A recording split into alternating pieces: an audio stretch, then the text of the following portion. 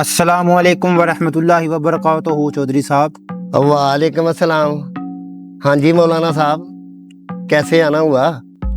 चौधरी साहब, इस दफ़ा मस्जिद का बिल अदा ना हो सका। नमाजी गर्मी में बेहाल हैं।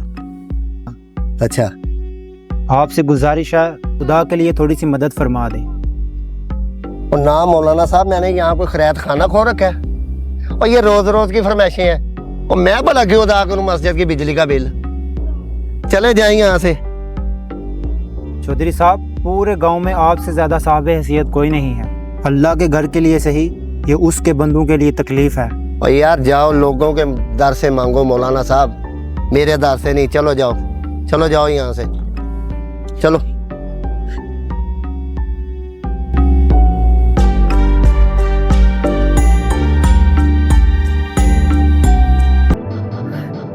ओहो, इस दफा फिर मेरा उम्रे का वीजा रिजेक्ट हो गया। ओ नो यार। चौधरी साहब, एक बात कहूँ, बुरा तो नहीं मनाओगे? हाँ जी बताओ। अगर पिंड की मस्जिद बंद हो ना, तो खाने काबे से बुलावे नहीं आया करते।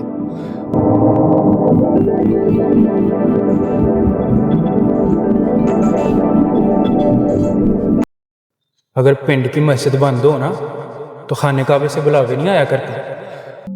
मैं मस्जिद के पास जाता हूँ, शायद मेरे दिल का सुकून उनके पास है।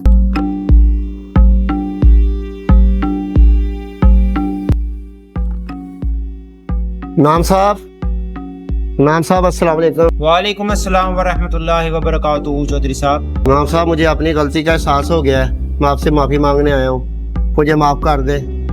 फिलहाल मस्जिद की बिजली का बिल मैं अदा कर देता हूँ। अल्लाह का शुक्र है जिसने आपका दिल नरम किया। ये ले मस्जिद का बिल।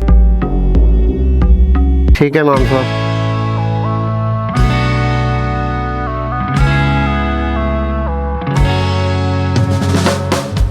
अस्सलाम वालेकुम इमाम साहब। वालेकुम अस्सलाम। माशाल्लाह, पंखे वगैरह चल रहे हैं। ये ले इमाम साहब, मस्जिद की बिजली का बिल अदा हो गया। अब कोई भी नमाजी धूप में नहीं तपेंगे। या अल्लाह, जिस शख्स ने तेरे घर का बोझ उठाया, उस पर अपने रहमतों के दरवाजे खोल। आमीन।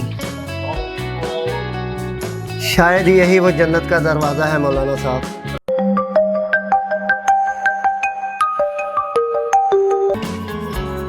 अस्सलाम वालेकुम।